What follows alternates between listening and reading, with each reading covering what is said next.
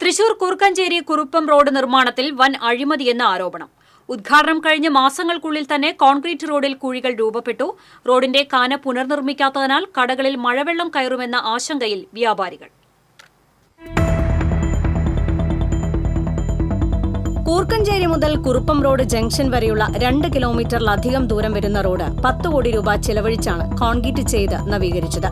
എന്നാൽ നിർമ്മാണത്തിലുണ്ടായ അപാകതകൾ മൂലം ഇതിനോടകം തന്നെ നിരവധിയിടങ്ങളിൽ ചെറിയ ചെറിയ കുഴികൾ രൂപപ്പെട്ടു. കൂർക്കഞ്ചേരി ജംഗ്ഷനിൽ റോഡ് പൊട്ടിപ്പൊളിഞ്ഞതോടെ റീകോൺക്രീറ്റിംഗ് ചെയ്തിരിക്കുകയാണ്. റോഡ് പണി ആരംഭിച്ചപ്പോൾ മുതൽ തന്നെ നിർമ്മാണത്തിൽ അഴിമതിയുണ്ടെന്ന ആരോപണം ഉയർന്നിരുന്നു.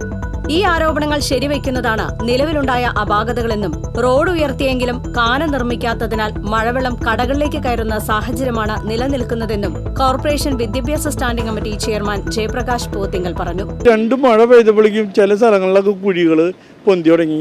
അതിൻ്റെ ഉദാഹരണം കൂർക്കഞ്ചേരി അമ്പലത്തിന് മുന്നിൽ തന്നെ കുഴികൾ നിറഞ്ഞിട്ട് കൗൺസിലിൽ പറഞ്ഞപ്പോൾ ഇപ്പോൾ പൊളിച്ച് പുതിയതായിട്ട് പണിതു. കുറുപ്പ് റോഡ് വരെയുള്ള ഒരു 48 സ്ഥലങ്ങളിൽ ഇതേപോലെ ചെറിയ ചെറിയ കുഴികൾ വന്ന് തുടങ്ങിയിട്ടുണ്ട്. അതുപോലെ തന്നെ മഴ പെയ്താൽ കടകളിൽ മുഴുവൻ വെള്ളം ഉറപ്പായിട്ടുണ്ടാവും. ആ കടക്കാരൊക്കെ ബുദ്ധിമുട്ടേണ്ട അവസ്ഥയിലാണ്. 2 കോടി രൂപ പാസ്സാക്കിയിട്ടുണ്ടെങ്കിലും അതിൻ്റെ TSO ടെൻഡർ ഒന്നും നടന്നിട്ടില്ല. അതായത് ഒരു 6 മാസം കഴിഞ്ഞിട്ട് ആ പ്രോജക്റ്റ് തന്നെ ഇനി കണി കാണുള്ളൂ. അപ്പോഴേക്കും ഈ മഴക്കാലം കഴിയുകയും ചെയ്യും.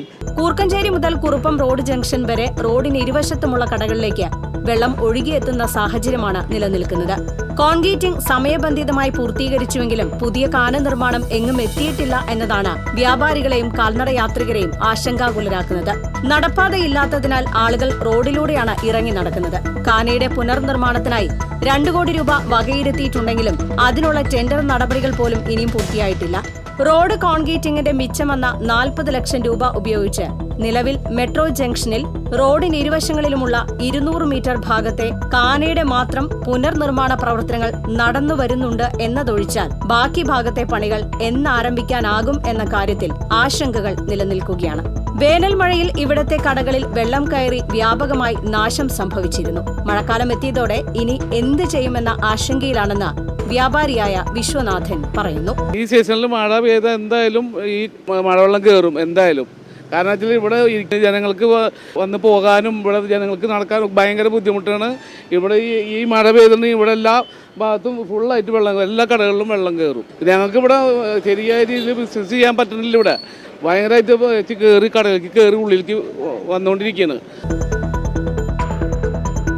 TCV news, Thrissur.